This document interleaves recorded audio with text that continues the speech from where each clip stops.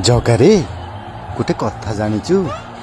ସାମାନ୍ୟ ଗୋଟେ କ୍ରିକେଟ ଖେଳ ଫାଇନାଲରେ ଏତେ ଲୋକମାନଙ୍କର ଭିଡ଼ ଜମିଲା ଯେ ସେଠି 11 ଜଣଙ୍କର ଜୀବନ ଚାଲିଗଲା। ଆରେ ଜଗା, ତୋର ତ ରଥଯାତ୍ରା ଆସୁଛି, ଲୋକମାନେ ଦେଖିଦିଅନ୍ତୁ ତୋ ରଥଯାତ୍ରାରେ କେତେ ଭିଡ଼ ହୁଏ। ଆଉ ଆଜି ପର୍ଯ୍ୟନ୍ତ କେହି ବି ତୋ ରଥଯାତ୍ରାରେ 10 ଜଣ ବି ମରିନାହାନ୍ତି। ଏରେ ଜଗା, ମୁଁ ଜାଣିଛି ତୁ ସ୍ୱାମୀକି ଘଣ୍ଟ ଘୋଡ଼େଇ ରଖିଛୁ। ଜୟ ଜଗନ୍ନାଥ।